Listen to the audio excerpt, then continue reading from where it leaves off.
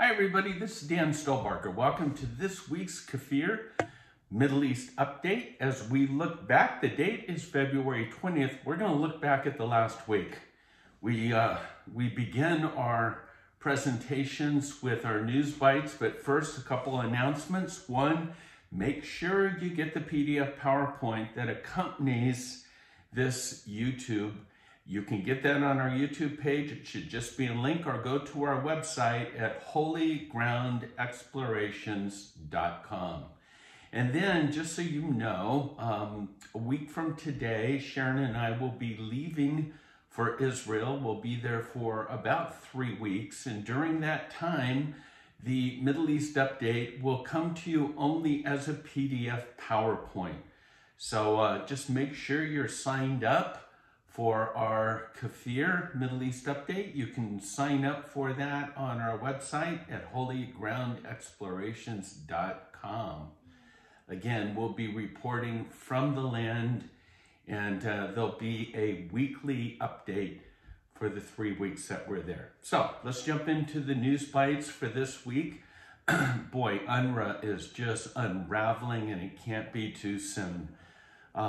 The employees now are being shown transporting Israeli corpses. They were participants in the October 7th massacres.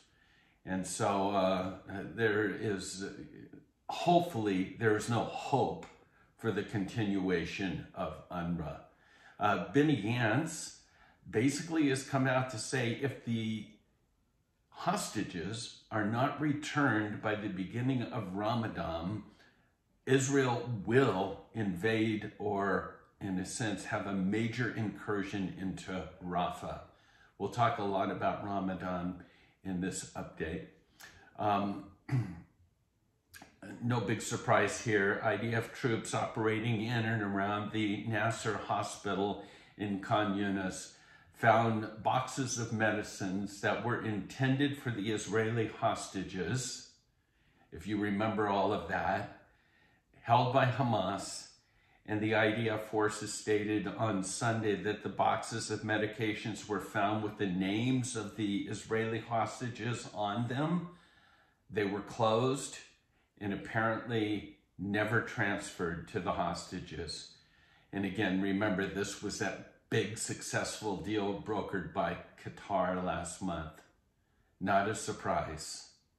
And then finally, kind of just end today, the Saudi newspaper Alaf has reported that it's believed that Yahya Sinwar, his brother Mohammed, and other senior members of the organization have managed to escape through the tunnels from Rafah into Egypt,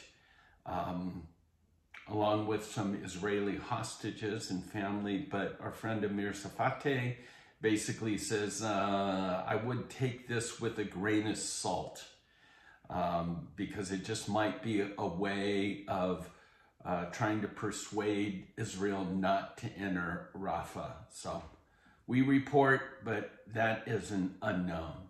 And now our major articles for this week. The Blinken PA state plan.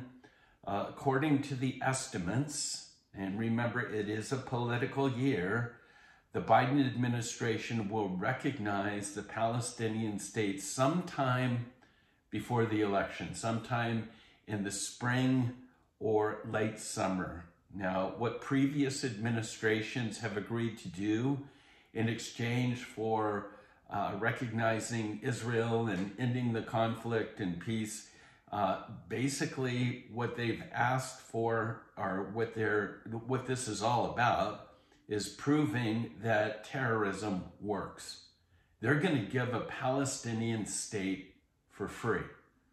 Now, Secretary of State Blinken's been to Israel, 5-6 times now, each time pressuring Israel to agree to ceasefires, bottom line, to turn a blind eye to Hamas, their continued rule to withdraw its forces from the Gaza area, And now we're starting to hear those whispers, not so much whispers anymore, but here it is. Israel, like it or not, you're going to need to accept a Palestinian state. Now, what should all terrorists around the world learn from this? Bring your violent struggles to a level of a mini Holocaust, burn babies, rape women, behead kids. You do that, you'll be rewarded. You'll get what you want. Alan Dershowitz has an article that simply says, and the winner is Hamas. What will happen if Hamas is allowed to win this war? If Hamas is permitted to accomplish what it intended by the mass murders, the kidnappings, the rapes, if the victims of these atrocities, the people of Israel and all countries fighting terrorism, bottom line, everyone loses. If the prospect for peace in the region and the free world, it will be seriously damaged. If the relationships between the U.S. and Israel, the loss of faith in the U.S. as the guarantor of freedom, if that continues to happen, if this happens, it will be fractured. So instead, the Biden administration may be rewarding Palestinian terrorists by unilaterally recognizing a Palestinian state, which, even though they say this, don't believe it, it will become militarized. So, bottom line, the world will be a far less place, or safe place, if Israel is prevented from the complete destruction of Hamas and dismantling its current military capabilities.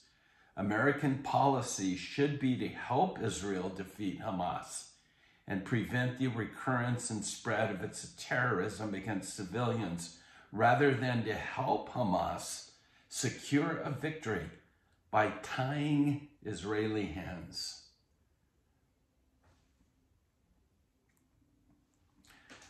We have Ramadan coming up, as we said. Shin Bet has just issued a warning. Ramadan will be March 10th. We already mentioned that Benny Gantz has said if the hostages aren't released by that time, we will invade Rafah.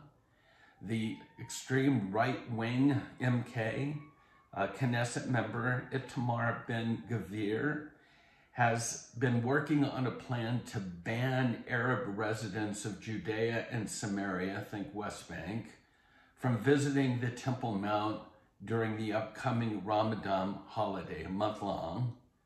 His quote, "We should not allow residents from the Palestinian Authority to enter Israel in any way during the Islamic festival," which begins March 10th. Right now, we can't take the chances or the risks.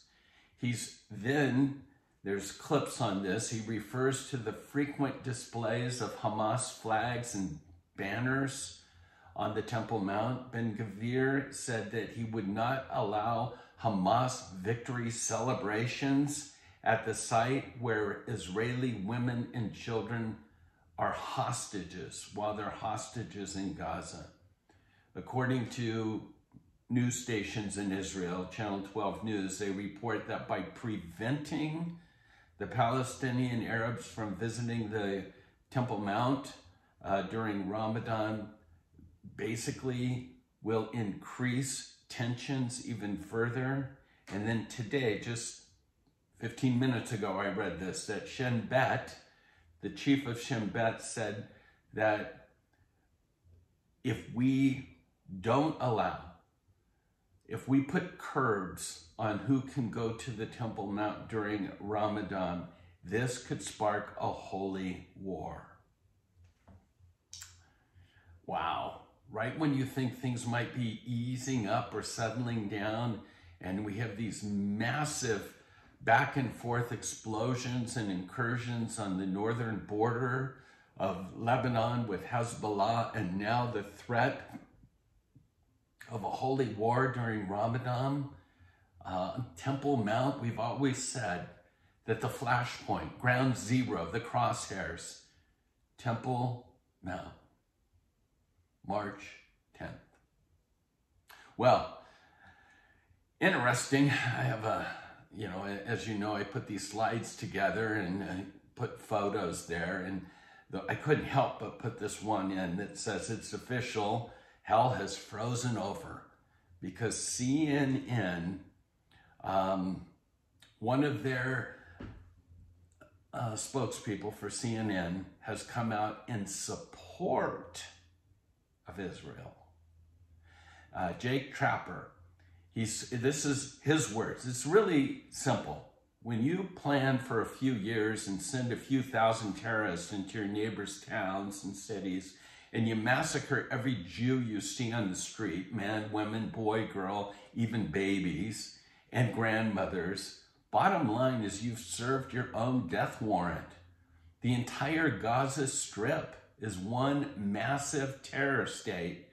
Every cent that was sent to the Gaza Strip for humanitarian purposes was used to destroy humanity. Hundreds of millions of dollars were all used to build bunkers, tunnels, hundreds of miles of terror tunnels, just like the Germans did in World War II. It's the same thing. Then he goes on, these subhumans who chopped off the heads of Jewish children do not deserve to see the light of day. The Arab children have only one hope for a brighter future: the Israeli army. If these children are raised by their barbaric parents, yes, the wives too, they will grow up to be barbarians just like mom and dad. The only hope for these children is for them to be moved into a different culture that does not educate, award, and idolize jihadists. Jake Trapper, that's right, CNN. And this is, again, as we mentioned, Sharon and I will be leaving for Israel a week from today. This is an article about 2024 travel to Israel. The government press office, the head of Israeli tourism, Katz, has emphasized that Israel's top priority for travelers coming to Israel is to secure their safety. International visitors need to understand that most Christian tourism sites are operating as usual, and Israel will do everything possible to secure their safety, and again, the invitation to come. Just for the record, Holy Ground Explorations, our ministry, is planning to put together a 2024 Israel tour.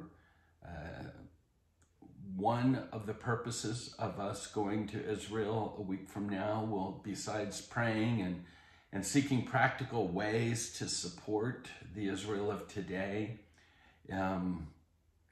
one of the main reasons as well is to explore ways to bring people, our tours, to Israel, where they will be able to experience both the Israel of the Bible as well as the Israel of today. So stay tuned, and please keep us in your prayers. We must never forget the hostages. Over 130 of them remain in captivity. Please pray daily for the release of the captives, that God would set the captives free. There is videos of the Bibas family, of the mom and of KFIR and Ariel, in a sense, and it's just brings tears to our eyes to see this. Our friend Michael Letterback, who we'll be spending time with while we're in Israel, has visited some of these burned out kibbutzes and has broadcast from those, and just pleading for Christians to be supporting Israel in this day. The last slide that I have here, I hope you see it. I hope, because I'm going to change the format for the Middle East update while we're in Israel because there won't be a video that accompanies it. So check that out. Make sure you stay with us. Be praying for us. God bless you, and shalom.